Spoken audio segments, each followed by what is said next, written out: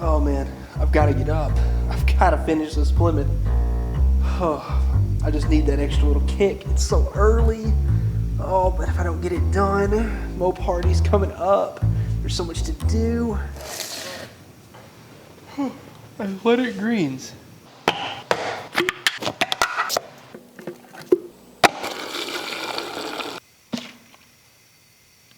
Athletic Greens AG1.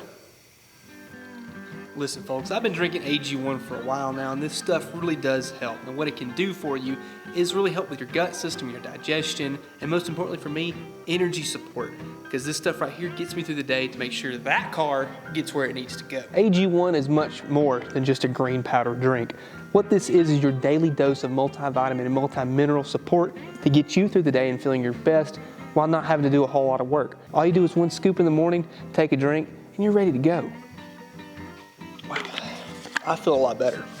Here's the thing, AG1's a great product. Athletic Greens really nailed it when they made this stuff, and they want to promote better gut health with you.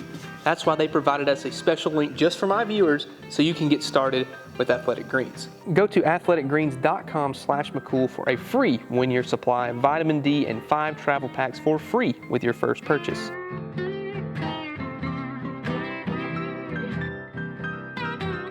Today, the car has to run. No matter what happens, it has got to run because Holley Moparty is coming up very quick. So we got to make sure this car at least is going to be capable of running and at least making some kind of noise. We've got a whole lot left to do. We've got clutch, brake system, all sorts of stuff that we have to figure out in this video, guys. So stick around to the end of the video. Also, while you're at it, new t-shirt for this car right here. Make sure you order that because I guarantee you it's a beautiful shirt. It's just like the McCool Auto, except with blue and the 58 Plymouth behind me. So also, while you're at it, order your Road to Racing stickers. We've still got plenty left in stock. Thank you guys for the support. We've got to make it to Holley Moparty September 16th through 18th. It's literally 1 week away from me posting this right now. So it's getting down to the wire, but hey, that's just how life works. In the last video, we finally got the engine sitting in place. A lot has happened off camera that I will talk about here real quick. We've got the headers bolted in and good, the gaskets are tight. On top of that, we had the distributor in just to kind of make sure everything fits with the heater box, all good. Mounts are tightened down. We've got this mechanical fan up front here, just test fitting pulleys. I'm eventually gonna set up with an electric fan, but that's just for right now. We have this Champion aluminum radiator. This was used, it is for a Dart, like a 72. But it's perfect, literally. I mean, I had to drill 2 holes to make this work. So you can see right here, this is where it's just slightly off. That's the original hole right here. I just drilled a hole, bolt nut. The bottom one's lined up. So it all worked out perfectly fine. So that's a 22-inch core and it fits the car almost like it was made for it. So that's pretty awesome. But our goal today is to make this thing run. We have a lot of things that we have to do that, but we can make that happen hopefully today. We've got to do the intake, valve covers, heater hoses, radiator hoses, ignition, carburetor, fuel, spark. It's a lot. It's a whole lot of stuff to do. But we're really chipping away at it and making it happen. So let's go ahead and put the intake on so we can go ahead and get our fuel system plumbed up.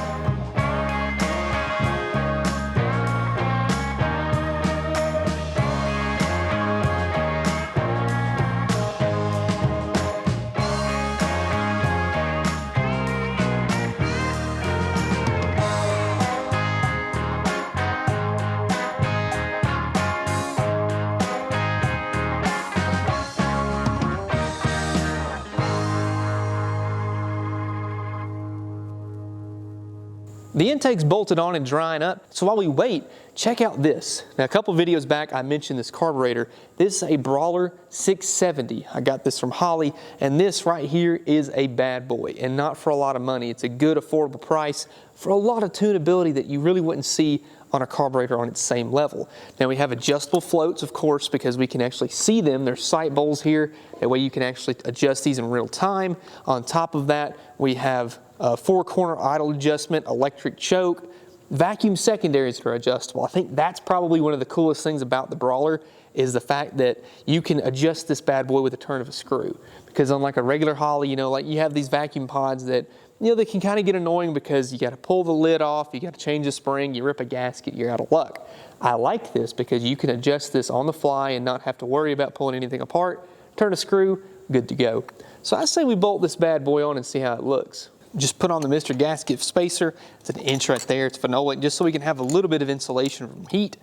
And we drop this on.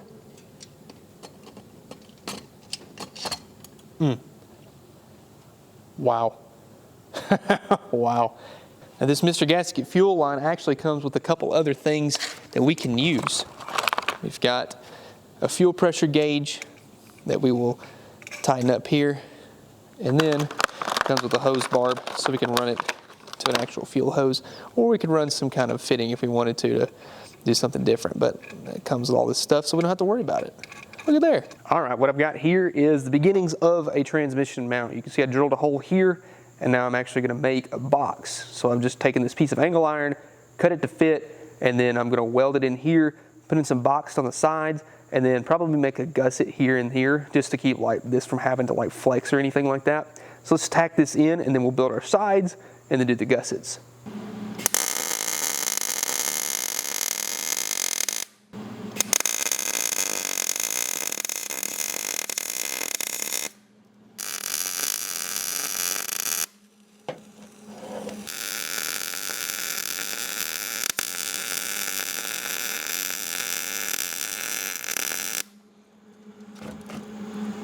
I forgot to turn my microphone on, but what you see here is me actually just showing you all of the transmission mount and how all of it worked together. It's just boxed in. I took a bunch of angle iron and welded it around that mount, so it all pretty much held in place. And if I ever have to replace the mount itself, it can actually slide out pretty easily. But now it has 3 sides of support. That way it does not flex too much and actually break. Whew, a lot has happened. Here we have pretty much everything ready to go. What you've seen is we put the intake on just a second ago, which was actually 2 days ago, I think. It's been a while. We have all of our hoses and belts ready to go. We got the alternator, all the pulleys painted, brackets bolted on. I'm gonna eventually run an electric fan, but it's all in where it needs to be. Everything is routed, the distributor's bolted down. We did our plug wires, valve covers have new gaskets, so it's pretty much relatively ready, at least to fire. I dropped a battery in here because we're gonna have to start sorting out making the ignition system work. I've got this electronic ignition box here that I'm gonna rig up to make it work, and then we'll fix it later, make it look pretty at some point. But right now we just gotta get it to where it'll turn this thing over. I gotta put the starter in, wire it up, rig it up to our starter relay. So there's a lot of stuff that still has to be done, but it's gonna run. Okay, the wiring is pretty disgusting. I just kind of pushed everything out of the way and hoped for the best. The ignition module is kind of, grounded to the brake booster, and the coil is just kind of doing whatever it feels like over there. And I don't know. I left all these wires long so I could fix it whenever we actually rewire some stuff. But if it all worked and I did everything right, we should be able to hear the coil whenever I touch this wire to the battery. Oh yeah, we have spark, ladies and gentlemen. It's time to start the engine. So if I rig up this, I should be getting, I'll twist these two together. This is my ignition power wire for the fuel pump. If something goes wrong, just yank that off. Air fuel. All right, ready? All right.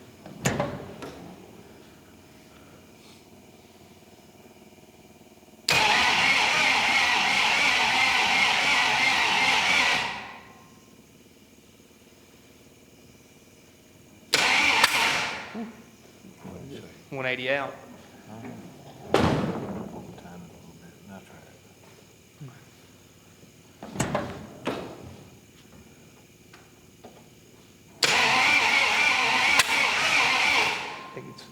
I think it's 180 out. Spitting like that. Is that both loose? Or? It's just a hand tie. All right, finger tie. If you pull it off, I'll pick it up and rotate it around.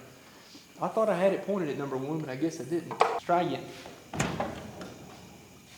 Ready? Yep. The key is weird.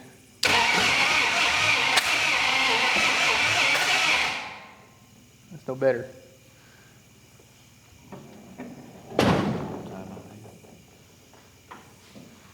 Do you take some out or add some in?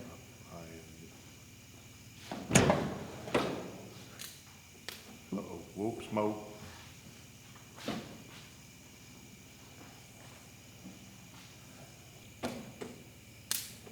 What is that? Hold on, it's under that brake booster. It's under it? Something right here. Oh, I see it. It's right here. That wire. I didn't see that one. There we go. Now we should be good. All these hot wires just twisted together, laying around everywhere. Now we're good. You ready? Yeah. Oh.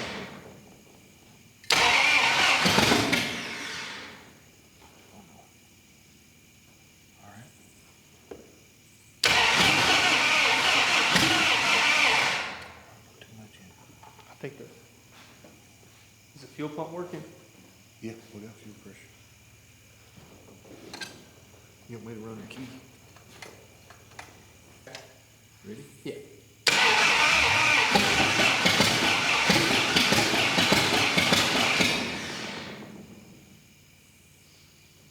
I don't like that.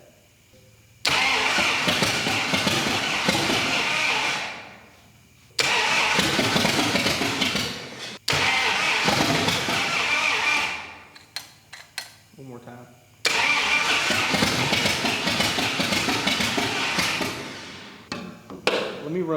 Let me run that 12 volts straight to the coil instead.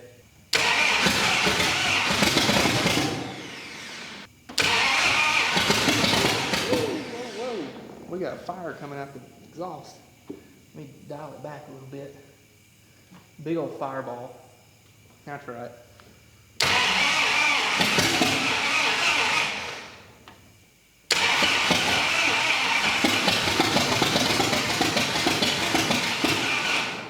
I'm scared we're gonna wipe a load doing this. Try that.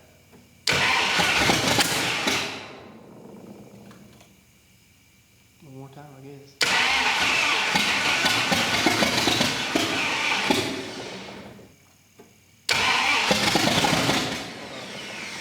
So it's wanting to crank, but as soon as it fires, the distributor Oh, okay. We need to spins.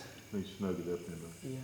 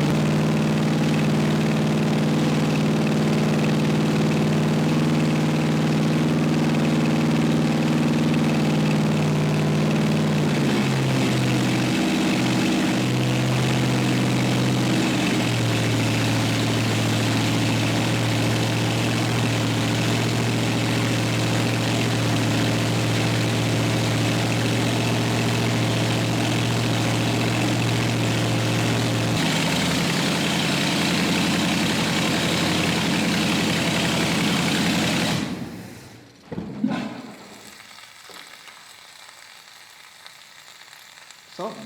Oh man, I don't know about that. The header's turning red. What is that boiling? It's Is the water?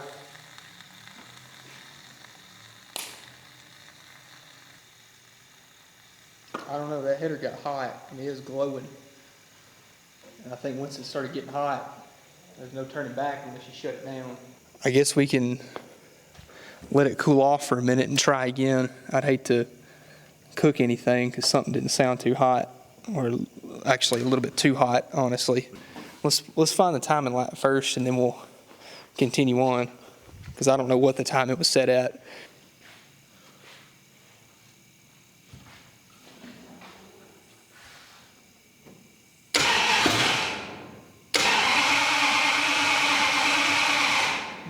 Something.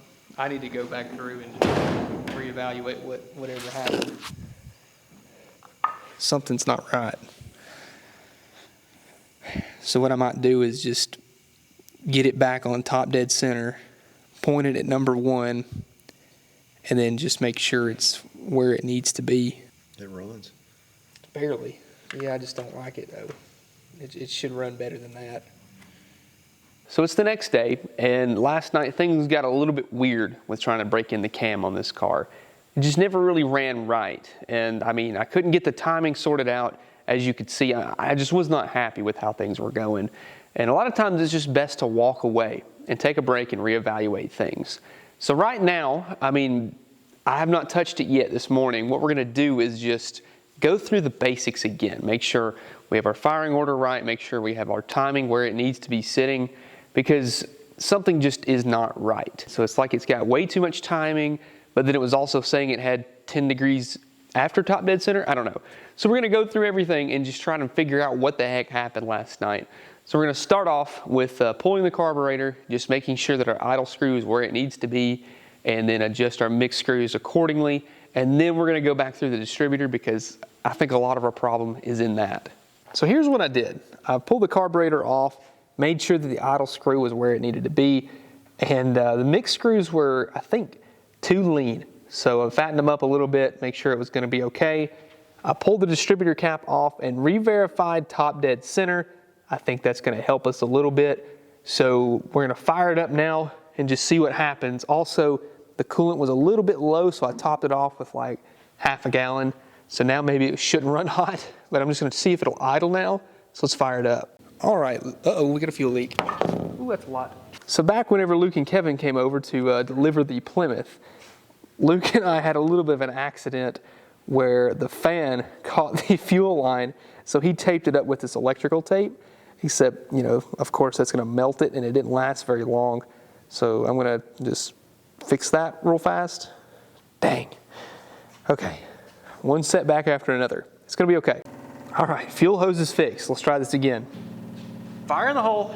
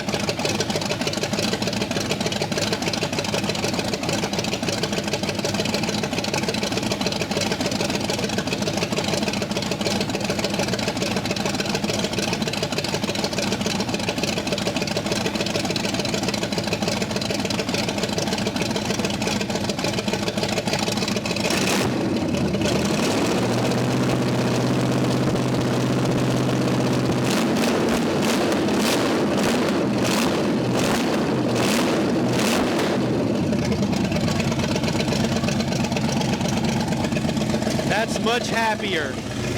Much happier. Needs a throttle return spring, but wow.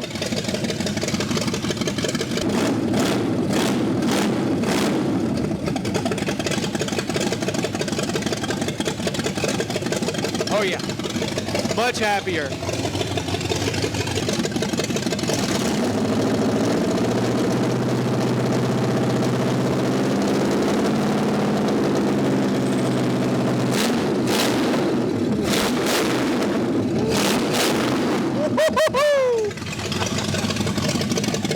Yeah, she's rowdy.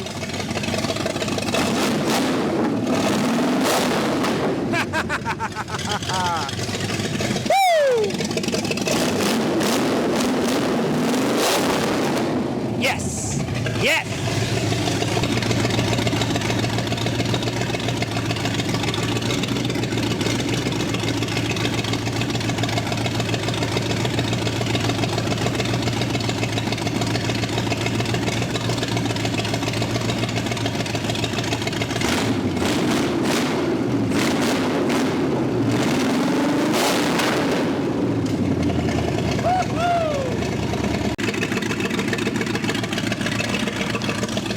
thermostat open properly. Sounds like she's getting good and warm. Yeah, she's happy, really happy. I'm happy. I feel much better now that it actually runs.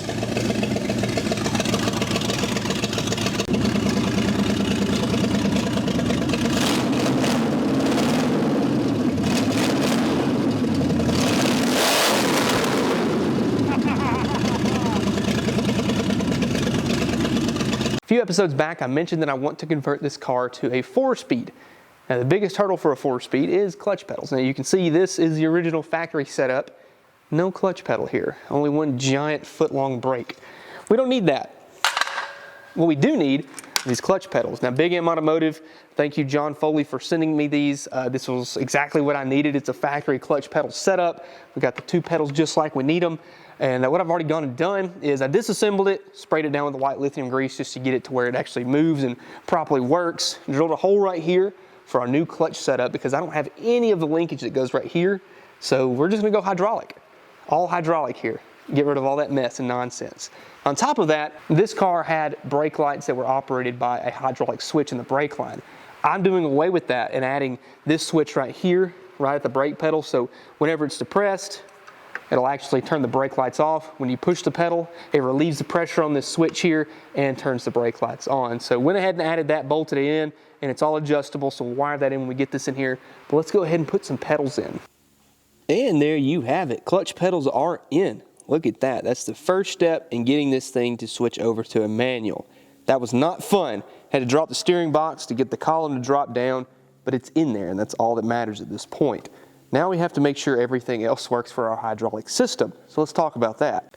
In true hot rodder form, we're going to be using all sorts of different makes and models to get our hydraulic clutch system working.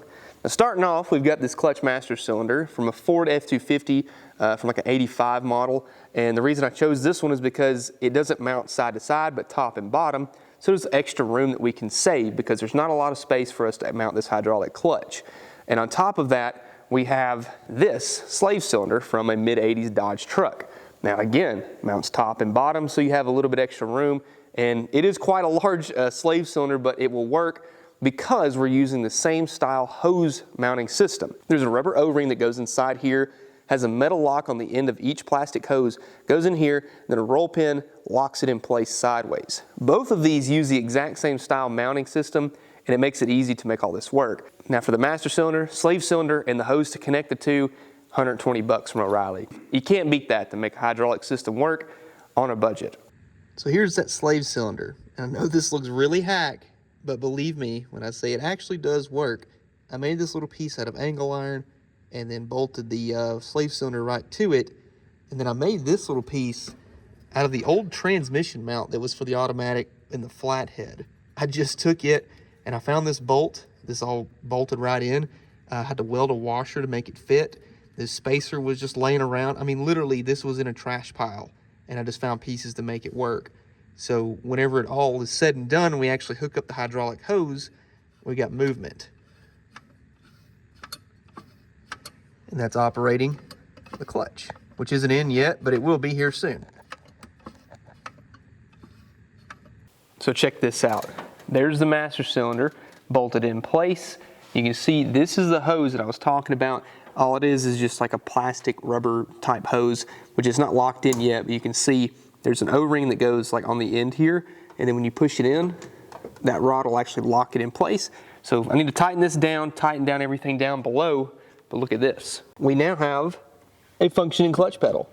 It bounces back, which there's no fluid in it, but that means at least we have some kind of resistance, so that's awesome. All we gotta do is bleed it, make sure everything's adjusted properly, and we are on the move. The brakes are next, but I've got that kind of figured out. Just gotta bolt it back in. Man, that's a lot of progress. Lots of progress right there. Well, it runs, the clutch is in there. I mean, at least the pedal moves. We are really getting down to the wire. We've got exactly 1 week before we have to have this thing literally at Moparty, but it's okay. It's gonna be all right. I've hurdled a lot of the stuff that I was kind of worried about, getting the clutch fixed, getting the pedals in, getting things sorted out. The last big hurdle we have to do is put in the drive shaft and then cut a hole in the floor for the shifter. and then just a couple wiring odds and ends, and then get the back end completed. But I mean, the rest of the stuff is things that I've done before. It's just really tedious, tiny, minute stuff, but we can do it. So guys, thank you for watching. Hope you enjoyed this video. Hope you guys had a good time. It's been a lot of work, but I've really enjoyed it. So Holley Moparty, September 16th or 18th. This car will be there. Make sure you're there. T-shirts, stickers, make sure you go down to the link below and order that. And thank you, Athletic Greens, for sponsoring this video, and I'll see you in the next one.